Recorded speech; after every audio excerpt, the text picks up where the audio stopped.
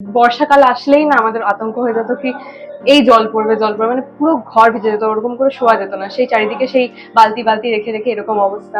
Upgrade যে করবো সেরকম অবস্থা ছিল না। বাবার খুব ইচ্ছে ছিল একটা বড় ঘর হবে বা কিছু, বাট তার আগেই বাবা পাস হয়ে, তো অনেক রকমের প্রবলেম হয়েছিল বাবার, অ্যাকচুয়ালি অনেক রকমের কিডনি ফেলিয়ার কাইন্ড অফ চলে গেছিল, হার্টেরও একবার স্ট্রোক হয়ে গেছিল, তারপর হার্ট অ্যাটাকে উনি মারা যান। এইরকম একটা টানাপোড়ের মধ্যে বড় হয়েছি। তো ঈশানী কেমন আছো? All good? খুব ভালো আছি। তো শুটিং এখন বোধহয় একটু হ্যাঁ, লাঞ্চ ব্রেক দিয়েছে। Lunch break. আচ্ছা, একটু আমাকে বলো তো, এই যে শুটিং এ তুমি আসছো রেগুলার বেসিসে, শুরুটা কিরকম ভাবে, মানে মানে একদম এই পুরোটা, হ্যাঁ, ইন্ডাস্ট্রিতে ফার্স্ট, মানে ইন্ডাস্ট্রিতে ওকে ফার্স্ট ওকে। আসা সেটা একটুখানি শুনি। একদম ছোটবেলায় আমি, আমার দিদি, আমার মা এইসব নিয়ে খুব আগ্রহ ছিল। তো আমাকে ছোটবেলায় শিখিয়েছে এমনি অ্যাক্টিং কোর্স। এখানে আমি দুর্গাপুরে যেহেতু থাকি, কলকাতায় আসতাম এভরি স্যাটারডে সানডে শিখতে। তো ওই এনথুজিয়াজমটা ছিল ওটার প্রতি। তারপরে আস্তে আস্তে যেরকম হয়, পরিবারের সবাই বলে না পড়াশোনা করো পড়াশোনা করো।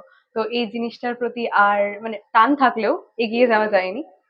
তারপরে আমি চেষ্টা করেছিলাম মাঝে মেডিকেল ক্র্যাক করার, মেডিকেল এক্সাম। তো একবার ট্রাই করি, তারপর যাই হোক ফ্যামিলিতে অনেক প্রবলেম হয়, আমার বাবা পাস, মানে হি পাসড অ্যাওয়ে। ওটা হয়ে যাওয়ার পর একটু সব গড়বড় হয়ে যায়। আফটার দ্যাট ওটা হয়ে ওঠেনি, তাই আমি ভাবলাম ঠিক আছে মাইক্রোবায়োলজি নিয়ে পড়ি। ওটা পড়তে পড়তে হঠাৎ ওটা পড়ার সাথে সাথে আমি অ্যাকচুয়ালি মডেলিং এর কিছু কাজ করছিলাম, কিছু কিছু বিউটি পেজেন্টস ভালো ব্র্যান্ডের, ওগুলো পার্টিসিপেট করেছি। অ্যান্ড আফটার দ্যাট ওই ছবিগুলো আমি নর্মালি আমার প্রোফাইলে পোস্ট করতাম, ওখান থেকেই মেবি চ্যানেলের কারোর পছন্দ হয়েছে, আমাকে অডিশনে ডাকে একদিন।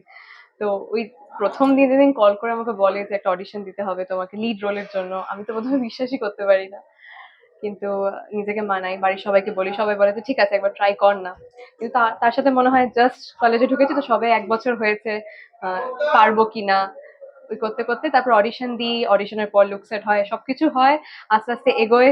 দেন আমার ইন্ডাস্ট্রিতে মানে এই এখন কাজ চলছে। বাট এইখানে আসার জন্য অনেকটা পথ যেতে হয়েছে, ওয়ার্কশপ হয়েছে, ডিরেক্টর প্রচন্ড ভাবে গাইড করেছে, মানে এভরিথিং, মানে আমাকে যে হাতে করি বলে না যেটাকে, ওইটা করিয়েছে।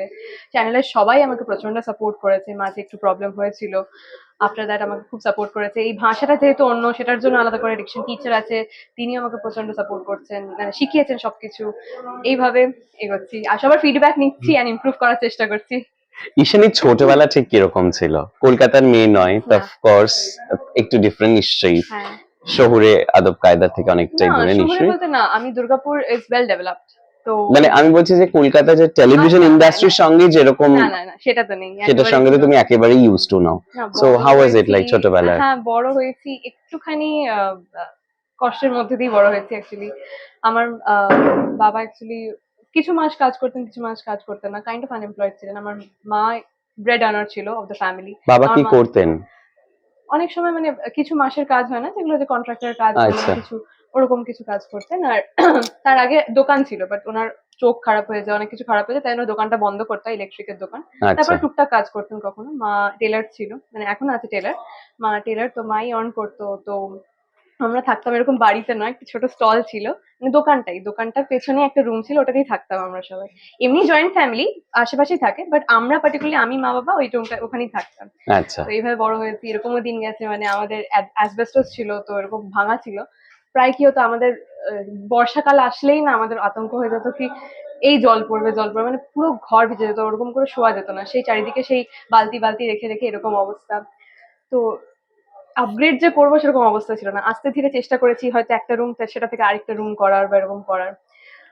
তো তার মাঝে বাবার খুব ইচ্ছে ছিল একটা বড় ঘর হবে বা কিছু, বাট তার আগেই বাবা পাস আউট হয়ে, মানে পাস্ট অ্যাওয়ে। তো অনেক রকমের প্রবলেম হয়েছিল বাবার, অ্যাকচুয়ালি অনেক রকমের কিডনি ফেলিয়ার কাইন্ড অফ চলে গেছিল, হার্টেরও একবার স্ট্রোক হয়ে গেছিল, তারপর হার্ট অ্যাটাকে উনি মারা যান। তো এরকম একটা টানাপোড়েনের মধ্যে বড় হয়েছি। কিন্তু হ্যাঁ, মা সবকিছু শিখিয়েছে আমাকে লাইফে। তো এইভাবেই বড় হয়েছি। কিন্তু মা ছিল কি আমার মেয়েকে সবকিছু শেখাবো, আমার বাবাও ইভেন ফ্যামিলির সবাই চেয়েছিল আমি সবকিছু শিখি। তো ছোট থেকে আমাকে নাচ গান এভরিথিং সবকিছু শিখিয়েছে, সেভাবে বড় করে তুলেছে। আর আস্তে আস্তে পড়াশোনায় আমি যেহেতু ভালোই ছিলাম, আমি চেষ্টা করেছিলাম যেটাই করবো সেটাই সিরিয়াসলি করব। এভাবে মানে সবাইকে ভালোই রাখতাম আমি, মানে সবাইকে হ্যাপি রেখেছি। তারপরে তাই জন্য চেষ্টা করেছিলাম মেডিকেল ক্র্যাক করা, হয়ে ওঠেনি, সেটা একটা ইচ্ছা ছিল। বাট এটাও একটা টান ছিল, এখন এখানে এসে মনে হচ্ছে যে না, এই ইচ্ছেটাও যেন কোথাও না কোথাও দেবে ছিল। এভাবে বড় হয়ে উঠেছি আর কি। এখন মা ওই ঘরটা চেঞ্জ করে একটা অন্য ঘর বানিয়েছে, মানে স্টলের পেছনে বানিয়েছে, অনেক অনেক দিন ধরে টাকা জমিয়ে সবকিছু করে এখন আমার দরকার আমি মায়ের পাশে দাঁড়াবো কতটা পারি সেটা দেখতে তো হবে। তাহলে ছোটবেলায় যখন এতটা কষ্ট করে বড় হ্যাঁ। হওয়া, তার মানে নিশ্চয়ই খাওয়া দাওয়ার দিক থেকে নিশ্চয়ই সেরকম অনেক কিছু তোমাদের থাকে, না না না রেস্ট্রিকশনস আর সামথিং লাইক। খাওয়া দাওয়া বলতে না না খাওয়া মানে দাওয়া ভীষণ ভাবে মাইক্রোওয়েভ। কানেক্ট করতে পারছি আমি, ওই জন্যই ও প্রশ্নটা আচ্ছা। করলাম। না খাওয়া দাওয়া না, যেহেতু জয়েন্ট ফ্যামিলি ছিল এরকম অসুবিধা হলে নিশ্চয়ই আমার ফ্যামিলির যারা আছে তারা সবসময় হেল্প করতো, ওরকম ভাবে কিছু ফেস করিনি, বাট হ্যাঁ একটু প্রবলেম। অনেক হার্ডেলস ক্রস হ্যাঁ করে হ্যাঁ আজকে প্রচুর এসছো, প্রচুর বেশি। এবং সেই জার্নিটা সেটা না বোঝা যায়। হ্যাঁ বাট আমার মা ওই জিনিসটাকে ফিল করতে দেয়নি আমাকে, মানে যা করতে চেয়েছি যেরকম ভাবে পড়তে চেয়েছি আমাকে ইভেন ভালো মানে দুর্গাপুরে ওয়ান অফ দ্য বেস্ট স্কুলে পড়িয়েছে, হেমশিলা মডেল স্কুল ওখানকার সবচেয়ে বেস্ট, ওখানে পড়িয়েছে যেরকম যা টিউশন লাগবে হোয়াট এভার এভরিথিং শিখেছে, কখনো ওই কমতিটা ফিল হতে দেয়নি আমাকে, ইভেন বাবাও সব ভাবে। আজকে বাড়ি হয়েছে, নিশ্চয়ই বাড়ি এখন হয়ে হুম। গিয়েছে, এবং তোমার নিশ্চয়ই প্ল্যান আছে মাকে নিশ্চয়ই। এখানে নিয়ে আসার। তুমি কি একা? আমি এখানে হ্যাঁ একা। না তুমি না কি আমি হ্যাঁ তোমার সিঙ্গেল দাদা চাইল্ড। Single child? হ্যাঁ কিন্তু এমনি আমার ফ্যামিলিতে আমার জেঠুর ছেলে মেয়ে আছে, দিদি দাদা ওরা খুব ক্লোজ, আমার আমার পিসির ছেলে আছে তারা খুব ক্লোজ, যেহেতু একসাথে কাইন্ড অফ সেম এই পাড়া ওই পাড়া এরকম ভাবে থাকি, তো সবাই ক্লোজ, কিন্তু এমনি আমি সিঙ্গেল চাইল্ড। যেভাবে যখন তুমি এখানে কাজ পাওনি এবং বাড়িতে ওরকম একটা হুম। অবস্থা, প্লাস তুমি মডেলিং কাজ করছো, সিরিয়ালে তুমি চাইছো আসতে কিন্তু পারছো না, তার একটা অদ্ভুত যুদ্ধ আছে, হুম। সংগ্রাম আছে। সেই সময়টা এরকম কিভাবে মানে ভেঙে পড়েছো কোনো সময়, কিভাবে উঠে দাঁড়াতে সেই মুহূর্তে দাঁড়িয়ে? না মানে এই অডিশন লাইনে আমি মানে অডিশন দেওয়া এখানে এসে এটা আমি কখনো সেরকম ভাবে ট্রাই করিনি, বাট যদি আমি পড়াশোনার দিক থেকে বলি হ্যাঁ আমি চেয়েছিলাম মেডিকেলটা হোক, সেটা যখন হয়নি তখন প্রচন্ড ভাবে ভেঙে পড়েছিলাম, তারপরে বাড়িতেও কেউ মানছিল না যখন আমি বলি যে মাইক্রোবায়োলজি নিয়ে পড়তে চাইবো, মাও বলছিল না ওটাই ক্র্যাক করার চেষ্টা কর, বাট আমি মনে হচ্ছিল কোথাও না কোথাও আমি হয়তো সেটা পেরে উঠছি না, তো আমার মনে হয় যেটা আমি পারবো সেটা করা উচিত।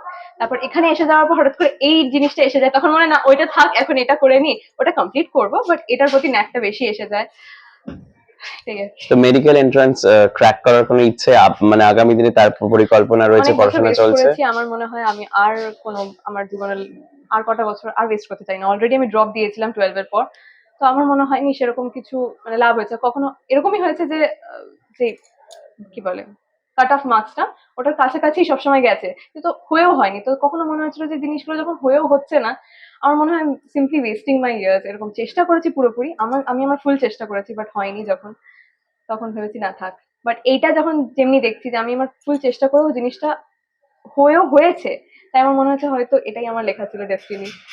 তাহলে এবার মা খুশি খুব মাঝখানে দেখে? একটুখানি ছিল যে না করবি কি পড়াশোনাটা করে নে, আমি বলেছি না আমি এটাও করবো, এবং যেটা যেটা নিয়ে আমি গ্রাজুয়েট করছি সেটাও কমপ্লিট করবো। আর যারা কাজিনসরা রয়েছে তারা দেখে, তারা হ্যাঁ কি তারা বলে? খুব ভালো মানে খুবই ভালো লাগে, তারা দে আর ভেরি এক্সাইটেড, আমার থেকে বেশি হয়তো তারা এক্সাইটেড, আমার হয়তো কখনো এপিসোড দেখা হয় না, তারা রোজ আমাকে দেখে আমাকে ফোন করে বলে যে এটা আমি দেখলাম এটা খুব ভালো লাগলো এই পার্টটা ভালো লাগলো, দে অলওয়েজ এনকারেজ মি। আর আর কিভাবে নিজের ক্যারিয়ারটাকে প্ল্যান করছো, যে আগামী আরো 5 বছরে কিভাবে নিজেকে দেখতে এখনো চাইছো? প্ল্যানিং ইটস লাইক সেভাবে স্টার্ট হয়নি, আপাতত যে কাজটা করছি সেটা ঠিকভাবে শিখতে চাই, ঠিকভাবে কেন কি আমি যেহেতু নতুন আমি সবভাবে সব দিকটা জেনে বুঝে নিজেকে ভালোভাবে ইমপ্রুভ করতে চাই আগে, তারপর বাকি প্ল্যানিং। সেটা বন্ধু কে হলো? সবাই বন্ধু মানে আমার বয়সে হোক বা বড় যারা সবাই বন্ধু, আমার মায়ের ক্যারেক্টার যে করে তিনিও আমার মানে কাইন্ড অফ বন্ধু, আমরা কথা বলি গল্প করি, সবাই বন্ধু মানে এভরিওয়ান ইজ ভেরি কাইন্ড, সবাই খুব মিলেঝুলে থাকি আমরা। তুমি গল্পের মোড় কি আসছে লাস্ট? এই যে সাঙ্গা ভালো করে আছি, এখন আমার বিয়ের পাল্লা, এখন কি হবে সেটা তো প্রোমো আই গেস বেরিয়ে গেছে, সবাই জানে, একটু একটু হিন্ট পাচ্ছে, কিন্তু প্রপারলি কি জিনিস কিভাবে স্টোরিটা এগোচ্ছে সেটা দেখার জন্য সেটা জানার জন্য নিশ্চয়ই দেখতে হবে পরিণীতা, রোজ রাত 8টায় জি বাংলায়।